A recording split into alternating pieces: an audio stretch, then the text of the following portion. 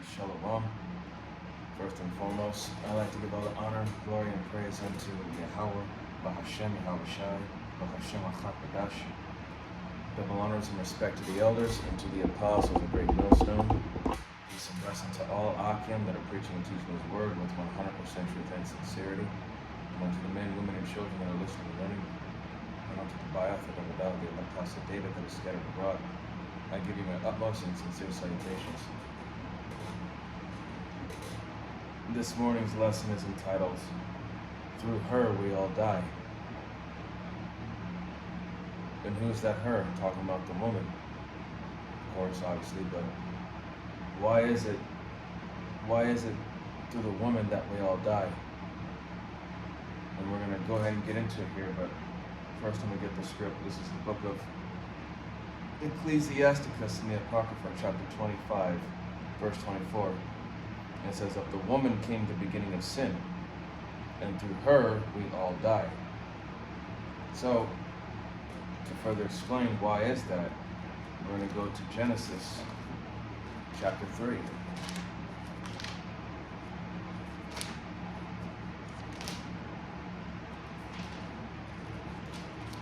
This is going to be Genesis chapter 3, starting at verse 1.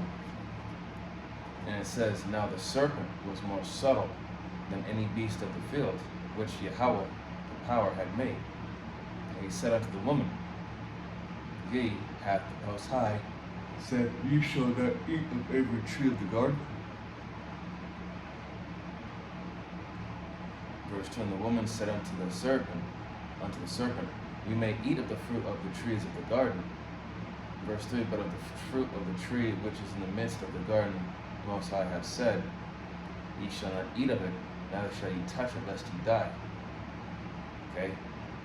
Now, if you're spiritual about this is not talking about the so-called Christianity way. It's not talking about a literal fruit. This is talking about philosophy. Now, verse 4, and the serpent said unto the woman, Ye shall not surely die. Verse 5, for the Most High doeth know that in the day ye eat thereof, then your eyes shall be opened, and ye shall be as gods, knowing good and evil. Okay? Now, verse 6, and when the woman saw that the tree was good for food, and that it was pleasant to the eye, and a tree to be desired to make one wise, she took of the fruit thereof, and did eat, and gave also unto her husband with her, and he did eat. So you know, the serpent. So you know, basically, the most effective way to take down a man in his household is to go through his woman, and that's what the serpent did. And the serpent, it's parabolic. It's not an actual snake. It's a man. Because when you call someone a snake or a serpent, you're calling them someone who's untrustworthy, deceitful, deceptive.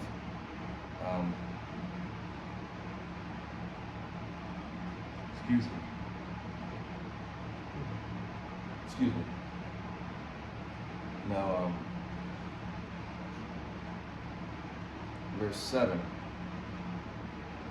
And the eyes of them were both opened, and they knew that they were naked. And they sewed fig leaves together and made themselves aprons.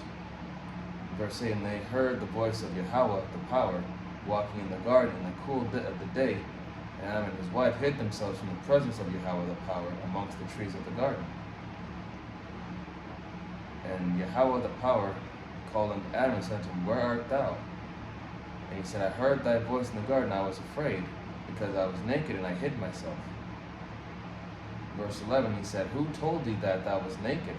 And hast thou eaten of the tree whereof I commanded thee that thou shouldest not eat?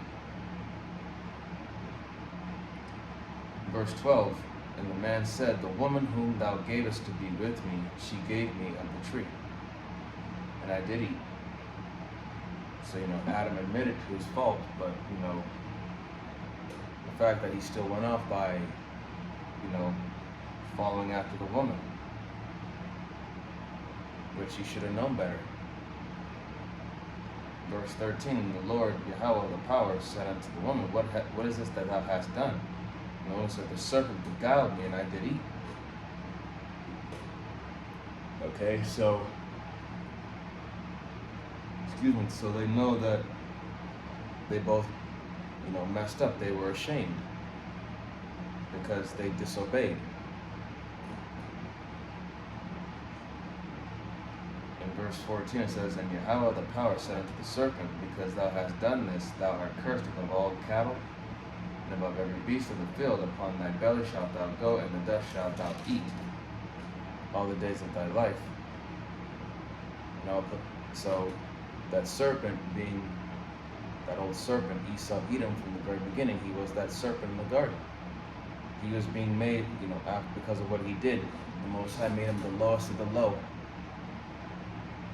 Okay? Made him the cursed one. Verse 15, and I will put enmity between thee and the woman, and between thy seed and her seed. And this doesn't mean that a woman carries seed. This is just talking about a nation. The nation of Israel, which back then were known as, the Adamites. Okay, they were the righteous bloodline. And it shall bruise thy head, and thou shalt bruise thy heel. Okay? So, there was going to be enmity, which means hatred. We were going to be at odds against, which means the Israelites. Today, the Israelites would be at odds with the Edomites. Okay? To show you, I'm going to go to 2nd Esdras.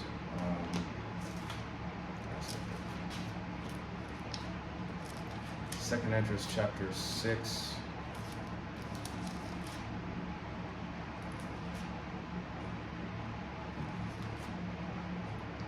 Verse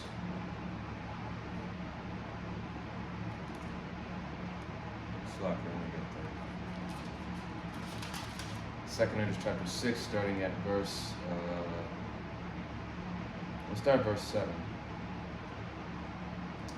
It says, then answered I and said, what shall be the parting asunder of the times, or when shall the end of the first, and the beginning of it that followeth?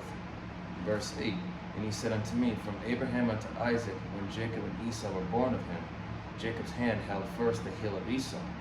For Esau is the end of the world, and Jacob is the beginning of it that followeth. So going back to Genesis chapter 3, reading verse 15, it says, I will put enmity between thee and the woman, and between thy seed and her seed. It shall bruise thy head, and thou shalt bruise his heel. Okay? Going back to 2nd Esdras, chapter 6, verse 8, and he said unto me, from Abraham unto Isaac, and when Jacob and Esau were born to him, Jacob's hand held first the heel of Esau. Verse 9, for Esau is the end of the world, and Jacob is the beginning of it that followeth. Now, going to the book of Genesis, chapter 25,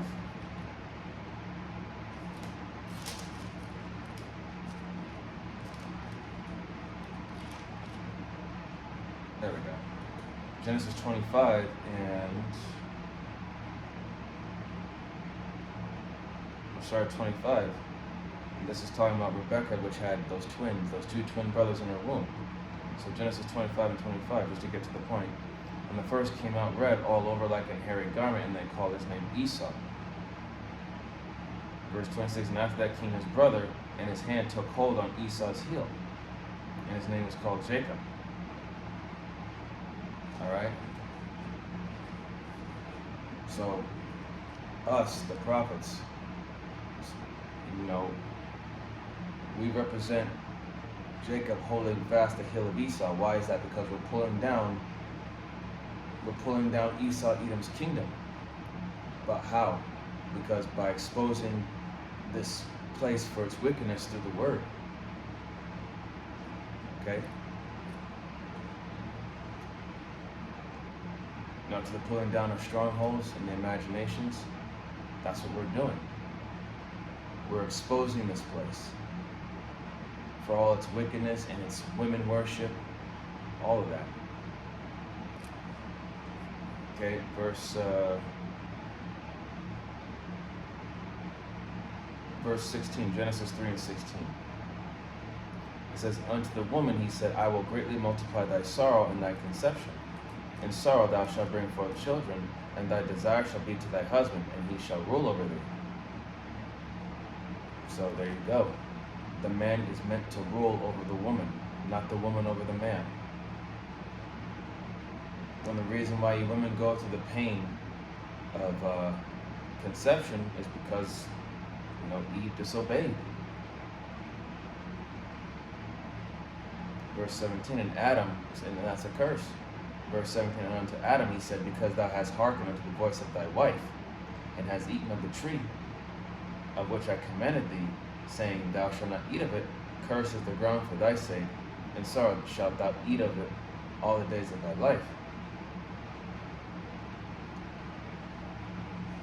So there you go, man.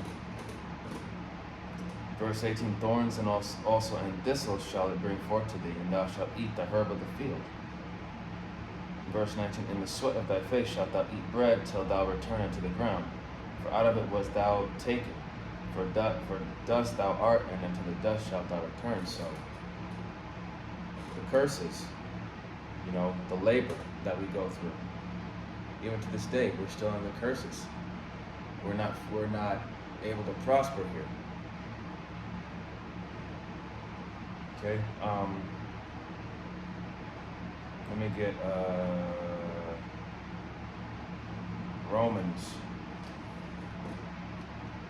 Romans chapter 5.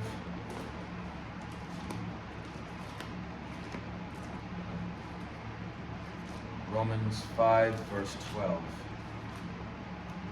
Skip it there.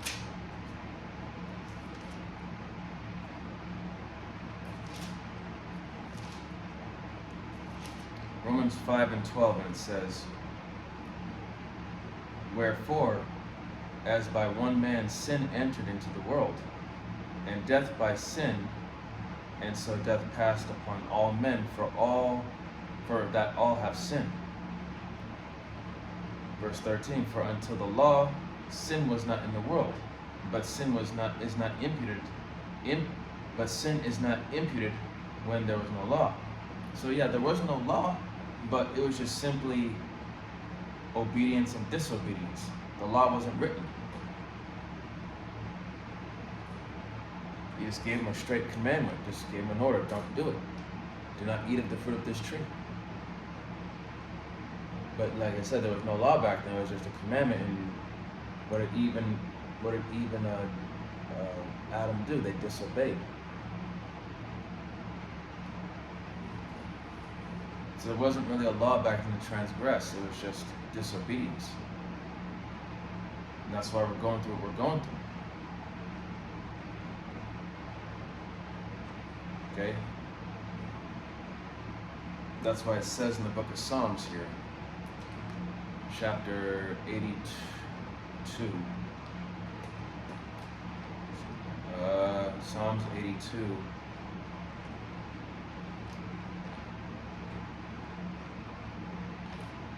Psalms 82, verse 1 through 8 here. And it says, the Most High standeth in the congregation of the mighty, he judgeth among the gods. Verse 2. How long will ye judge unjustly and accept the persons of the wicked? Salah. So yeah, how long, speaking of the 2/3, because they join hand in hand with the wicked. How long, verse 2 again, 82, Psalms 82 and 2, how long will ye judge unjustly and accept the persons of the wicked? Verse 3, defend the poor and the fatherless, do justice to the afflicted and needy. So we're supposed to be righteous. We're not supposed to join hand in hand with these other nations. Verse 4, deliver the poor and needy and rid them out of the hand of the wicked.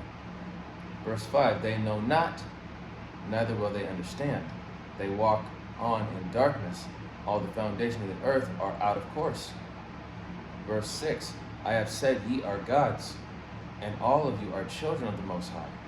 verse 7, but ye shall die like men, and fall like one of the princes. Ye shall die like men.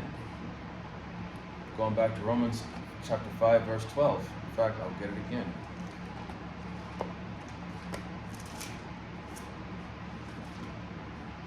I'll skip it this time.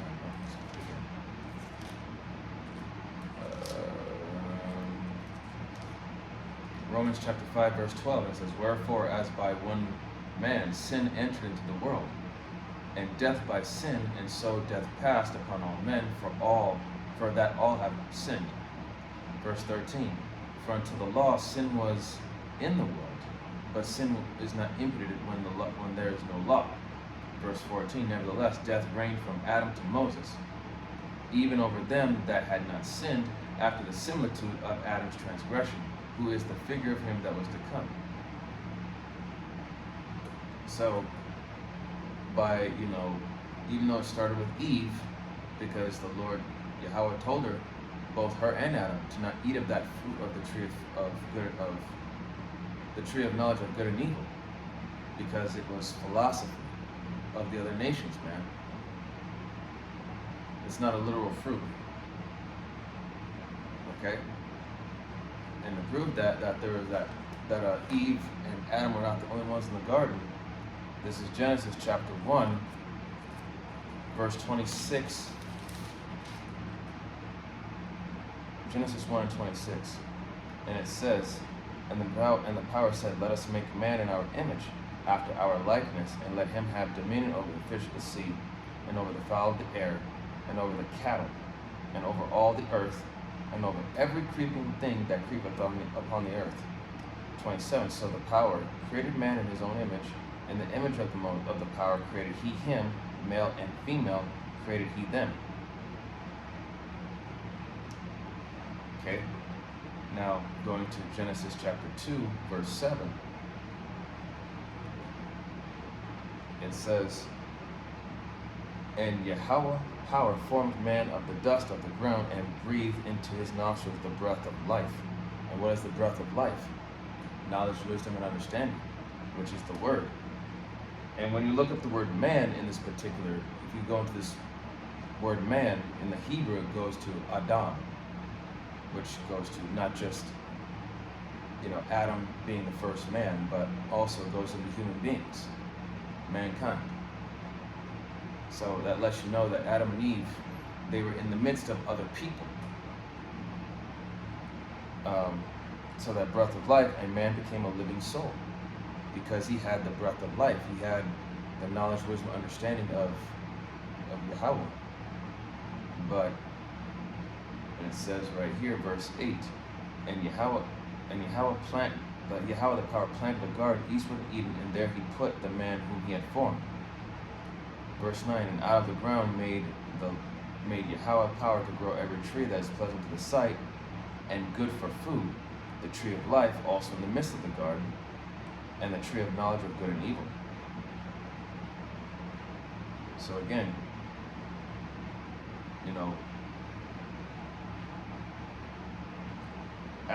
Adam, or Adam, who was really Yahweh Shai, he's the first man. He was the one that Yahweh chose through his bloodline, where the Adamites, which would later become the sons of God, and then eventually the Israelites. But because, again, going back to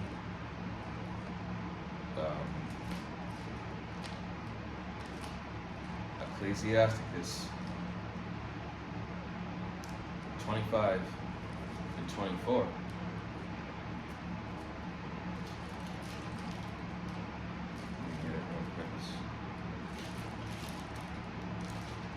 And it says, Ecclesiasticus in the Apocrypha, chapter 25, verse 24, of the woman came the beginning of sin, and through her we all die. So even though it says in Romans, which I'm going to go back to again, Romans 5 and 12, wherefore as by one man sin entered into the world, and death by sin, and so death passed upon all men, for that all have sinned. And what was the sin of that one man? Following the woman. And to prove that, we're going to go to First Esdras.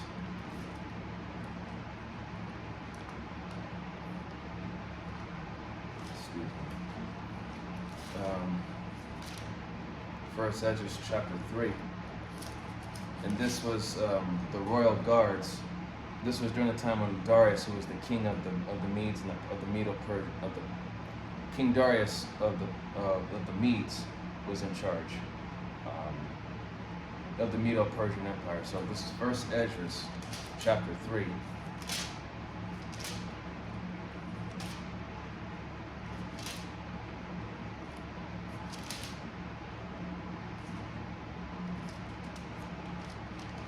First Esdras chapter 3, starting at verse 10, and it says, these were these royal guards. They were to write these letters, on whom they were basically. We'll read verse 9, and it says, and said that when the king is risen, some will give him the writings of whose side the king and the 3 princes of Persia shall judge, that his sentence is the wisest. To him shall the victory be given as was appointed. So the first wrote, wine is the strongest. The second wrote, the king is the strongest. And the third wrote, women are strongest, but above all things, truth beareth away the victory. Okay? Excuse me. But now we're going to go to chapter 4. Starting at verse 13. And it says, then the third, who had spoken of women and of the truth, this was Zerubbabel, began to speak. Verse 14. O ye men, it is not the great king, nor the multitude of men, neither is it wine that excelleth. Who is it then that ruleth them, or hath the lordship over them? Are they not women? Verse 15, women have borne the king and all the people that bear rule by sea and land. 16, even of the king they, and they nourished them up that planted the vineyards, from whence the wine cometh. 17, these also make garments for men. These bring glory unto men, and without women cannot men be. 18. Yea, and if men have gathered together gold and silver or any other goodly thing, do they not love a woman which is comely in favor of beauty?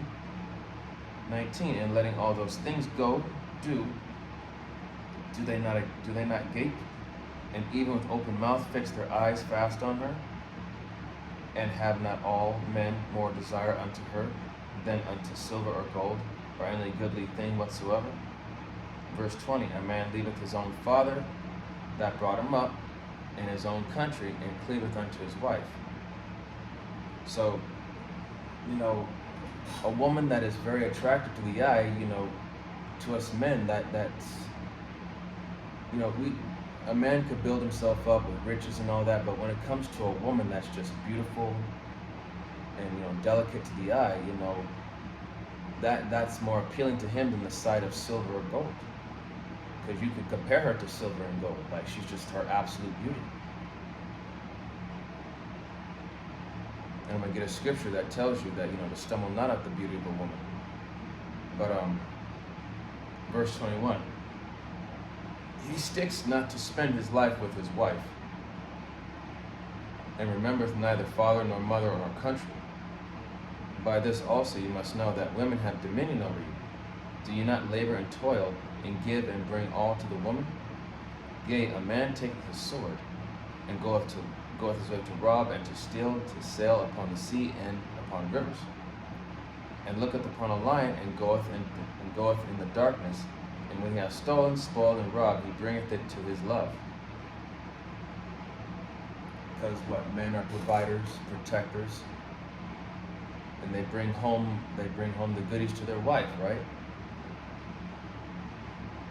Verse 25, wherefore a man loveth his wife better than father and mother. 26. Yea, many there be that have run out of their wits for women, and become servants for their sakes. So yes, men have lost all sense of self because they've allowed a woman to become their priority. And we're not supposed to do that. You're not, as men, we have, as men, yes, we love women, we love their beauty, we love their delicateness, but we do not put them above us. We do not put them upon a pedestal and treat them like, as the society calls them, a goddess or whatever, a queen. It's just that women have the power to destroy a king. Verse 27, many also have perished, have erred, and sinned for women. So, yes, a woman does all these things for men because she makes garments, she nourishes him. Well, women are caretakers. They are. Their role as a woman is to be a nurturer. And, if you don't take care of the woman, not to like say she's an equal, but if you don't take care of her, how do you expect her to take care of you? Because the Lord made a helpmeet for Adam, which was Eve. And Eve is a helpmeet, meaning she is a companion. She's not his equal. She doesn't walk by his side. She stands behind him and follows him. She supports him. Excuse me. Now, an example of how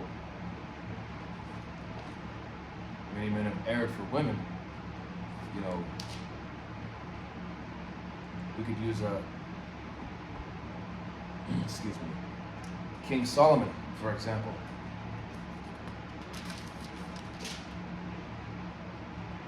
In the book of 1 Kings, chapter 11, starting at verse 1, the King Solomon loved many strange women.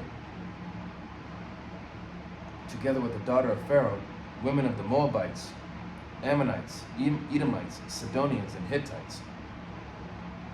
Verse 2, of the nations concerning which the Lord said unto the children of Israel, ye shall not go into them, neither shall they come in unto you, for surely they will turn away your heart after their gods. Solomon clave unto these in love. Okay? That's not saying that we cannot have a heathen woman. An Israelite man can have any woman he wants, whether it be an Israelite woman or a heathen woman. It's just saying we are not to marry them. And what I mean by marry is that the difference between a wife and a concubine. A wife is a woman that has a higher status than a concubine. A concubine is an unmarried woman to a married man. And they don't have the same rights or same legal or social status as the wife. The only woman that could be a wife to an Israelite man is an Israelite woman. Yes, we could still have kids by these concubines because they're basically a servant. Yes, they're servants unto us, but yet they're servants unto our wives. First, they're under they're under us, under the men, yes, but they're also underneath the Israelite woman. So even the Israelite wife has power over the heathen woman. And so we're not supposed to follow after the idols of the heathen. You can still have a heathen woman, just don't follow after her ways, the ways of her people. She's supposed to follow you. And since she's a heathen woman, she's much lesser than an Israelite woman. So if an Israelite woman is supposed to follow the Israelite man, how much more is a heathen woman supposed to follow an Israelite man? Because the heathen are counted for as beasts. They don't know any better. Verse 3, 1 Kings chapter 11, verse 3. And he had 700 wives, princesses, and 300 concubines. And his wives turned away his heart. For it came to pass, when Solomon was old, that his wives turned away his heart after other gods, and his heart was not perfect with Yahweh his power, as was the heart of David his father. Verse 5, for Solomon went after Ashtaroth, the goddess of the Zidonians, which are Hamites, and after Milcom, the abomination of the Amorites. Verse 6, and Solomon did evil in the sight of the Lord, and went not fully after the Lord, as did David his father. Verse 7, and then did Solomon build an high place for Chemosh, the abomination of Moab, in the hill that is before Jerusalem, and for Molech, the abomination of the children of Ammon. So false idols, following after the ways of other gods, and letting his women, his concubines, lead him astray. And that's the thing, man. Women, yes, it's good to have a woman, but don't let her distract you from what's most important. Verse 8, and likewise did he for all his strange wives, which burnt incense and sacrificed unto their gods.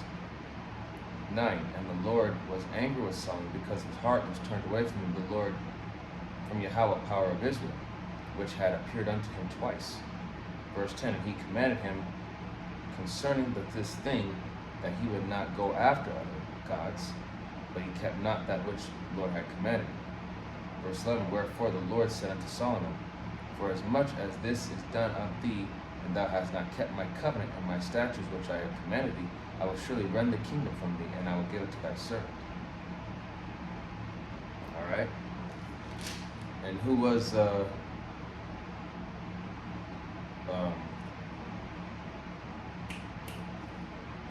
Solomon's servant was Jeroboam. And Solomon sought to kill him out of jealousy, because the Most High said he was going to take the kingdom from Solomon, but not all the kingdom. He was going to give him the one tribe, which was Yahweh, Judah. But because that's the thing, man. Is, as it says in Proverbs 31. I'll skip it. Proverbs 31:3. It says,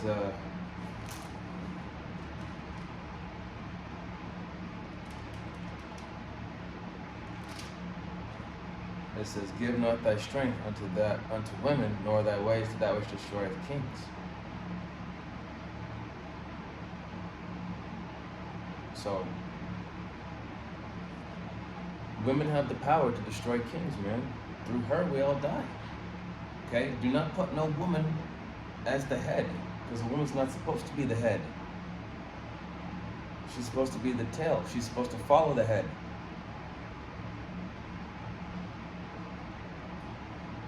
This here's Ecclesiastes chapter 7, verse 28. And it says, which yet my soul seeketh, but I find not. One man among 1,000 have I found, but a woman among all those have I not found.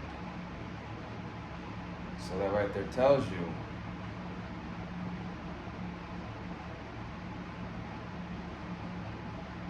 that no woman is righteous, but amongst men, there 1 out of 1,000 is righteous. But when it comes to women, none, not one. So why would you put something that is not just a weaker vessel, but found to be not a single one of them to be righteous? Why would you put that over you?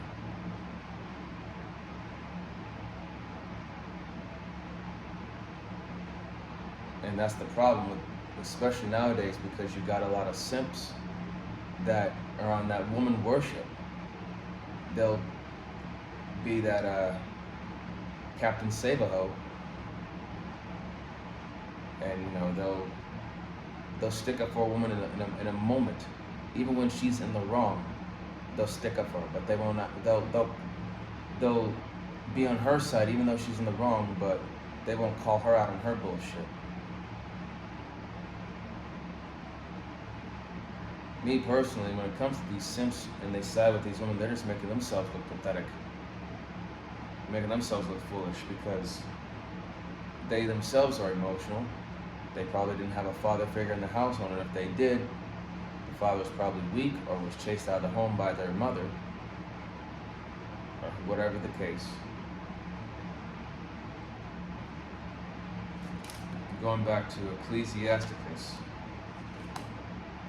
chapter 25.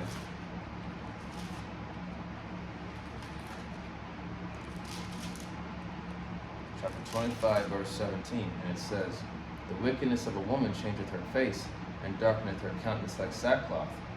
18, "Her husband shall sit among his neighbors, and when he heareth it, shall sigh bitterly." So, you know, women, they can make your life a living hell, man. Especially the women here in this society. That's why, you know, I'm blessed that, you know, I have what I have, you know, even though I don't have a woman. But, you know, Yahweh Shai deemed it necessary for me not to have them, because the way these women are, they bring stress. They don't bring no rest. They just make war but no peace. Verse 19, "All wickedness is but little to the wickedness of a woman. Let the portion of a sinner fall upon her." 20, "As the climbing of a sandy way is to the feet of the aged, so is a wife full of words to a quiet man."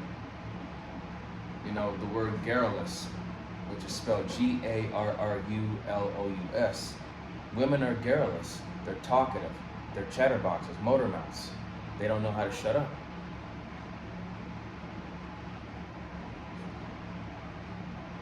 Because, you know, women, they talk shit, they gossip, you know, they tell people other people's business. It's, you know, that's to a man, that's a headache and a half. 21, "Stumble not at the beautiful woman, and desire her not for pleasure." So, yes, even though women were built to be a man's pillar of rest and to please their husbands, but, you know, you really can't look at a woman as like a sex object. You gotta look at them as, like, you know, yeah, they're the weaker vessel, but they're still a human being. So to a certain extent, you have to show them some respect. And you gotta examine a woman for her mind, like, you know, not like, you know, picking her brain, but just to see where she's at, like, mentally and spiritually. Like, you know, what are you really all about?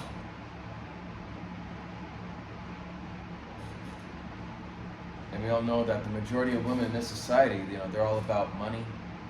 They're more about career over family. They don't care about, you know, wanting to settle down and take care and manage a household and raise kids. No, they're all about having fun, the money, being a boss bitch. And Edom, he's all about that woman worship, but even he's starting to see now that it was a mistake, giving women all this freedom and power and liberty to get abroad. Even the wicked are starting to realize that women are fucked up. But he made it this way.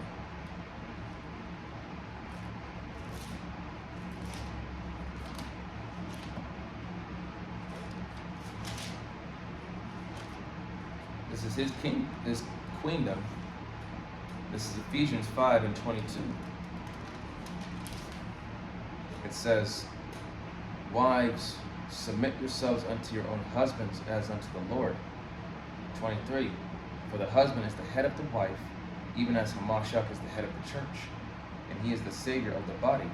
So, the only way for you women to truly get right and to live a good life, a peaceful life, even though this society doesn't permit it because of how wicked it is and the influence, but if you women want to have a good life, submit yourself unto your husband. For the husband is the head of the wife, which means he is in charge. He is your leader. He is your supervisor. He's your manager. You answer to him. He doesn't answer to you. Just like how we answer to Hamashiach, who is the head and the savior of the body, and the body is the brotherhood. The brotherhood is the church.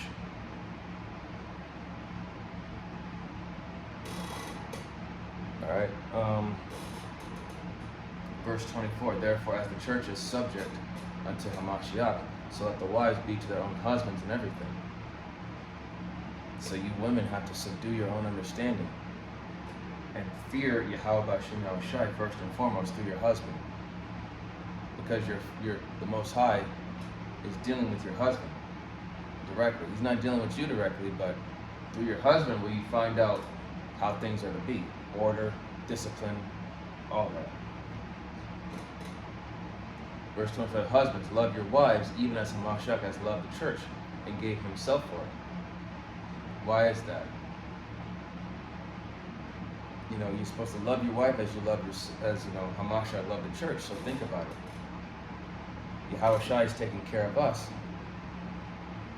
So we're supposed to love our wives. We're supposed to take care of our wives as if we love them, just like how Hamashiach takes care of us.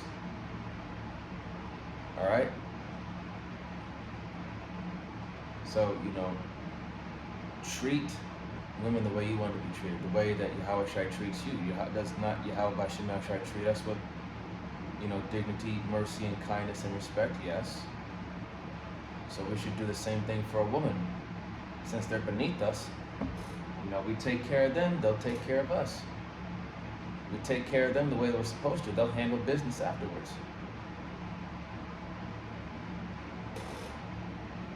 Verse 26, that he might sanctify and clean it with the washing of the water by the word. And this word is the living waters that can wash away. That, wash away the old you and put on, and bring forth the new you. So the new you can grow, develop, and, prosper. Verse 27, that he might present it to himself a glorious church, not having spot or wrinkle, or in any such thing, but that it should be holy and without blemish. So to be a woman, to be like a chaste virgin, a woman that is pure. Okay? A woman has to represent herself as someone who's, unlike these women, not gadding abroad, going from one man to the next, not being promiscuous. You have to, as a virtuous woman, you have to show a certain level of, a certain level of discipline and conservativeness about you. And of course, you can't let these women talk shit or, corrupt your mind by saying, oh girl, you don't have to do what he says. You don't have to listen to him. You don't have to dress so you can do whatever the hell you want. No, that's a demon. A woman is supposed to be in order, but in this society they call it being controlling and a tyrant. That's not the case. Verse 28, so ought men to love their wives as their own bodies. He that loveth his wife loveth himself. So, as the scriptures say, that a woman is a possession. When a man getteth him a wife, he beginneth a possession. And what do you do with your possessions? You take care of them. You make sure that everything's clean, everything's well kept up. So, if a woman is a possession to a man, should he not treat her the same way? Something that's well taken care of?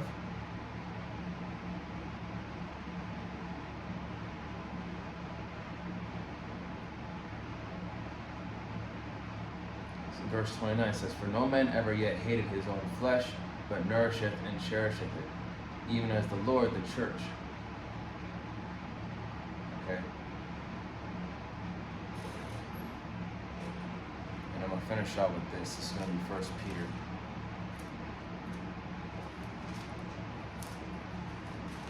First Peter chapter 3, starting at verse 5.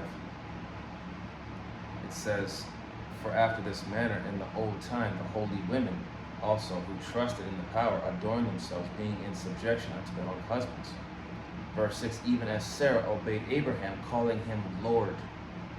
See, to a woman, her husband is her Lord, whose daughters ye are as long as ye do well, and are not afraid with any amazement. Verse 7, likewise ye husbands, dwell with them according to knowledge, giving honor unto the wife as unto the weaker vessel, and as being heirs together of the grace of life, that your prayers may be not hindered. Your prayers be not hindered. So we have to show women a certain level of respect, but do not put them over you. Okay? Do not worship them. Do not put them as someone above you, because women are not superior to men. And that's never going to be. I don't care what the case is in life. I'm going to go back to verse 6 just to drive the point home a little bit more.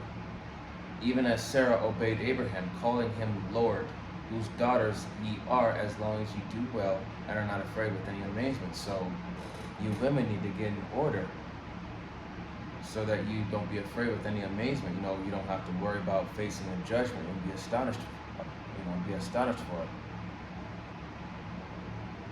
Okay, so again, man, you know, Ecclesiasticus 25:24, of the woman came the beginning of sin, through her we all die.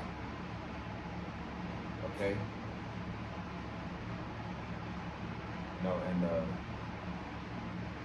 Following after the philosophies of those other nations that were in the garden, after, the serpent, because like I just read, the woman is the weaker vessel. And the serpent, who was a deceitful and cunning spirit, who had that type of spirit, he was deceitful and cunning, he went after the woman first because she's the weaker vessel. Women are easier to manipulate and to control than a man.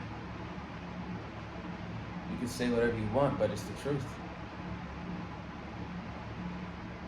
That's why he went to her. The way to bring down a man is the way to bring down a man is to get to his woman first, to turn her against him. So, and I know brothers have wives, women in the truth, but and it's hard because we're not supposed to let our women get in. They're there to provide us rest, and we all know that a lot of our women are not going to wholeheartedly agree with what we believe in this ministry, but we still got to keep pushing. Some women are on board and some aren't, but that's okay, because that's the Lord doing the sifting process. He's the more we stay on point and stay faithful and true, and while others are getting sick, that's just a greater and higher chance for you to be of the elect. Yahweh Shem Yahshua, that we were chosen from the beginning, first and foremost. But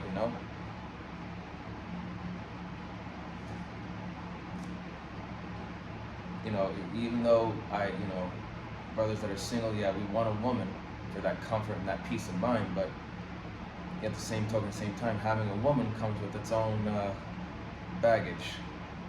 She could be a distraction, she could be a headache, depending on how she conducts herself, and you try to, hold the situation down. If she doesn't want to get in line, then you get rid of her, So, women, they have the power to destroy you. That's why when you're dealing with certain women, man, you really gotta you gotta study her first, like get a feel for her, like what is she all about before you make any of those moves. All right, so I hope that this was an edifying lesson. And I'm speaking to myself first and foremost because I went through certain hardship with women. And I pray to Yahweh Shem Yahshua, please get her for what she did. And the Lord answered my prayer months later, and I found out what was going on with her, and I praise Yahweh Shem Yahshua, that he got her back for what she did to me. And that was, and where she's at right now, she's in a sore case. And call Halal Yahweh Shem Yahshua for that. Thou shalt not offend none of his little ones. Okay? Don't mess with Yahweh Shem Yahshua's prophets, and you won't have to worry about judgment. And I'm talking strictly to you women. You women keep on with this pride of yours, and you say us men are proud, but you women, your pride is worse than ours. Your ego is much bigger and more out of control.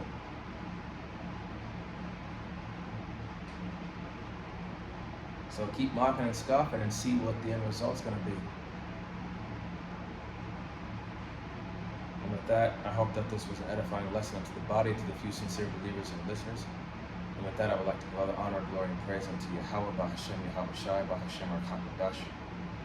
Double honors and respect to the elders and to the apostles of Great Millstone. Peace and blessing to all Akim that are preaching and teaching His word with 100% truth and sincerity. And unto the men, women, and children that are listening and learning. And to the Bayath, the Davidah, the elect house of David that is scattered abroad, I give you my utmost and sincere salutations. See you in the next lesson, Lord willing. Om Yasharallah, Wa Abad Babal, Shalom, Barakatah.